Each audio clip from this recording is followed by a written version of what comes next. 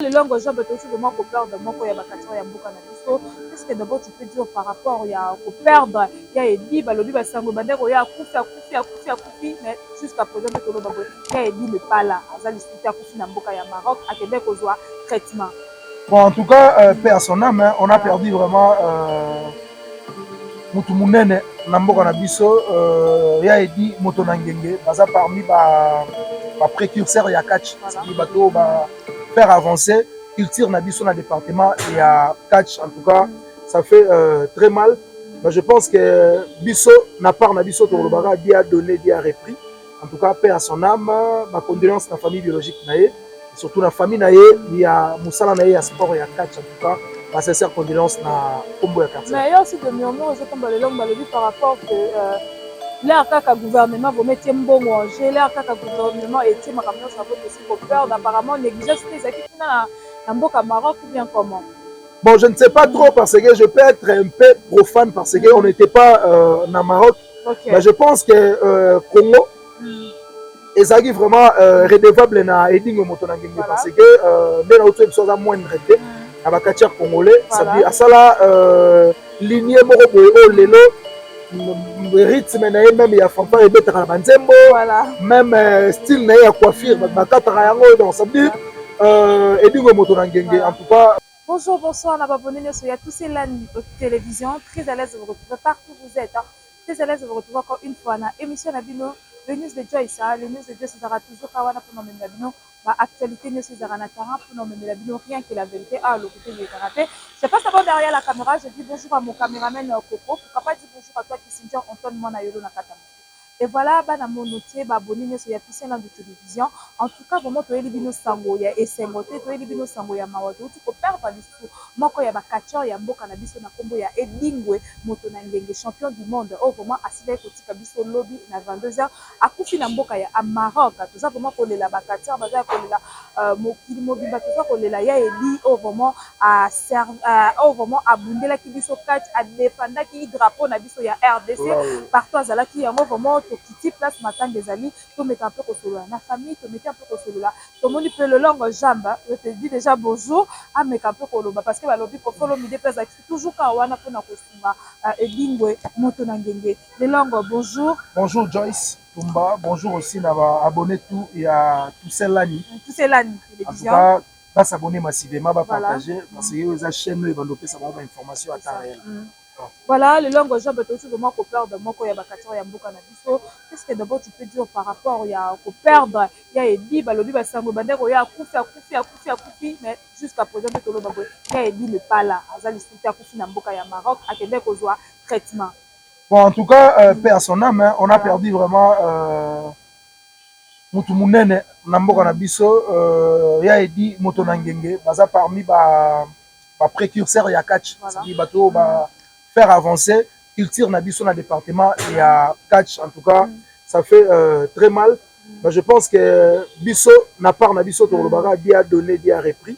En tout cas paix à son âme, ma condoléance na famille biologique nae, surtout la famille nae ya musala nae ya sport ya catch. En tout cas ma sincère condoléance na kombo ya quartier. Mais il y a aussi des murmures par rapport que l'air kaka gouvernement vous mettez mbongo en jeu, l'air kaka gouvernement était ma camion ça vaut aussi pour perdre apparemment négligence des équipes na mboka Maroc ou bien comment?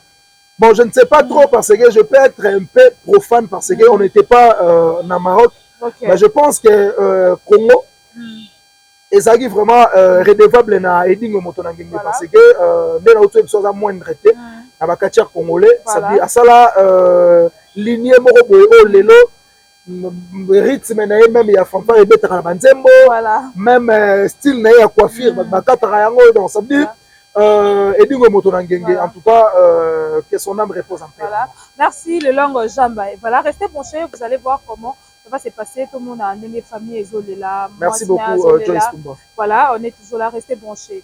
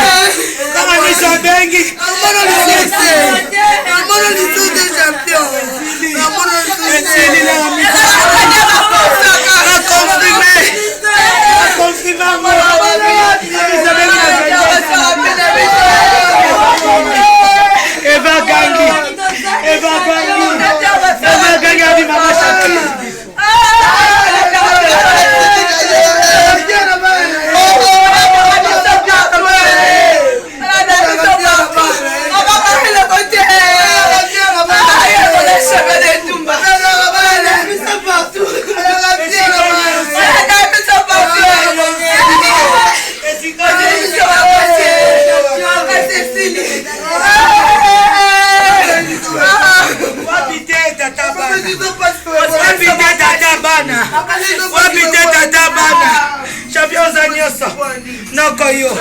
Tata yo. Sabula na ngai. Mama. Tata. Kokalanga koloba te. Kokalanga koloba te tata. Voilà, mesdames et messieurs, comme vous l'avez remarqué, tous en résidence, il y a champion Edingwe. À Kinshasa, Matete. Donc, c'est depuis hier la nuit. Maman Missy Apocalypse nous a confirmé la mort de champion Edingwe vers 21h passé. Donc, tu es la famille, on commence que Batoubaza est émotionné. Il y a vraiment la tristesse. Et ça fait beaucoup mal. Edingwe a élevé beaucoup de gens. Donc,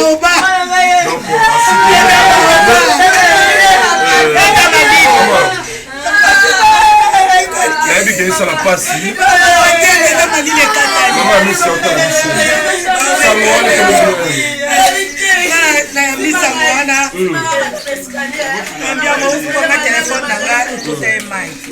naambia mwepa mwana nga mwasi lerba mwana wa mubali amoni ayisinga bi kutu tandeba publier champion mwana bango ba publier iwo banjo lukelele lote depuis la 2014 bana zana singa singe buka na kiaki na ndako na bi osanya no champion kufina bite Nabi mobile nanga déjà zakuna na Saint-Joseph là champion ça kanisa kezaka bongo comme habitude dara kendaki braza batabio bakufi mais champion ça mais moi na bengi eza gangi téléphone abi mama na musala mama misa bengi ngai nazaki Vendezero na mula makasi ebeti endingisi elakisi mutu munene champion za mutu munene mbula pepe bakake waye kombo na ye ngwaneza ngwaneza lion edingwe ngwaneza lion mune edi alors, on va venir les ébélés, hein? Ébélés, papa. Ébélés. Ébélés, on va vous le présenter. On va catcher du beau, venir les ébélés. Alors, pour tout faire, est-ce que vous avez une autre, vous avez une vision? Est-ce que vous avez quoi faire? L'homme Salamaki, oui, pour tout faire, et Ningi Saki Baka. Oui, Ninganaki. Gai, l'air de ce zone Ningana. Moi, Zaki bien té, santaki bien té. Ayebisi eve na bien eve. Tunelanga misi kuna ndenge ni champion ko awa. Naza bien té biso nyonso. Toto kufela petite sœur nga. Mais la kaja matanga to felice ngezo beta kezo ni. Ngai déjà santaki de amabe. Est-ce que y a un champion? Maintenant il y a un Maroc, on a champion de téléphone. Ando na basute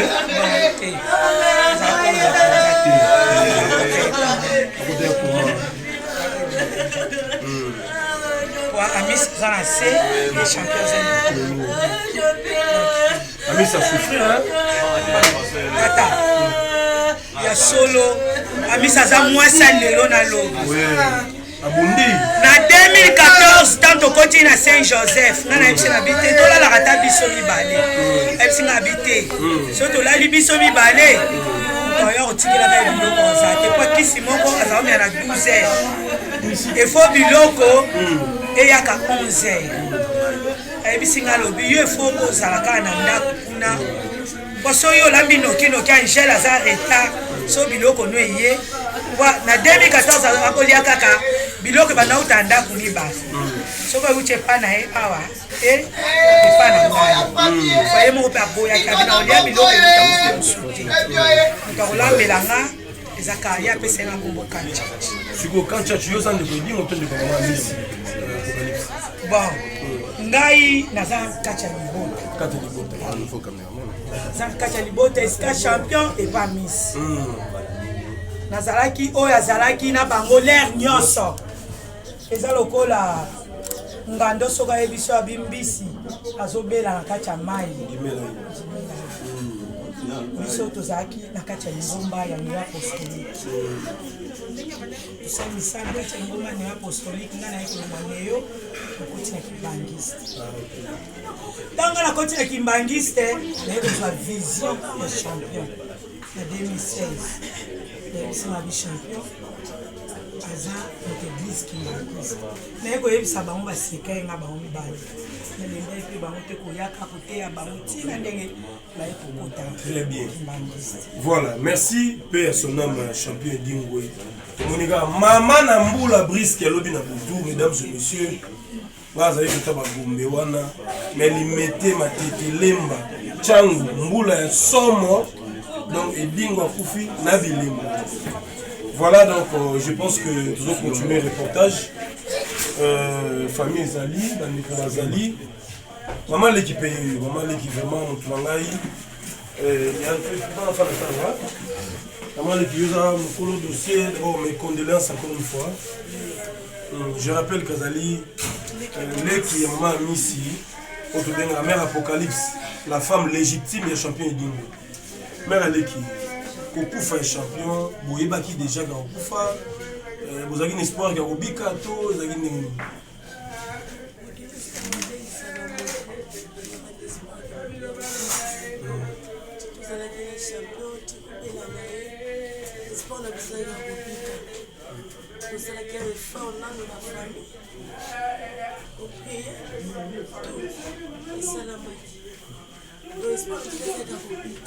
On a un peu le temps de faire un Maroc.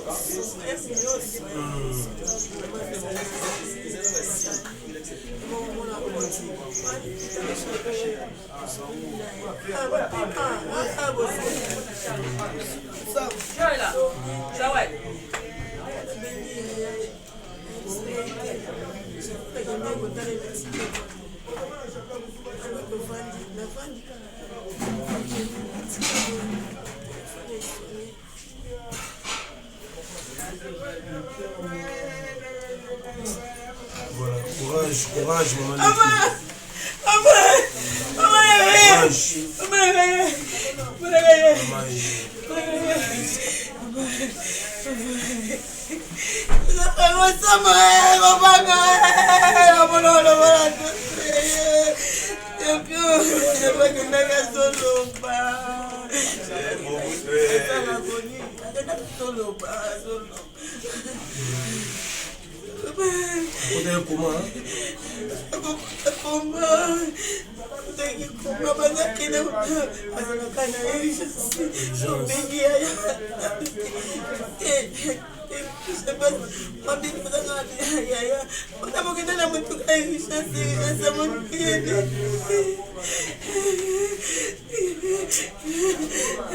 Voilà, ça fait beaucoup mal, mesdames et messieurs.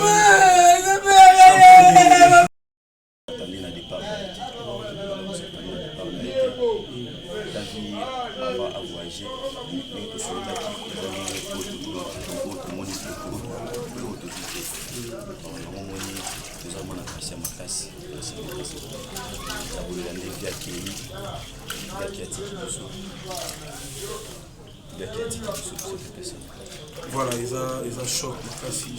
C'est tellement douloureux. Il fallait organiser Jubilé en décembre. Hein?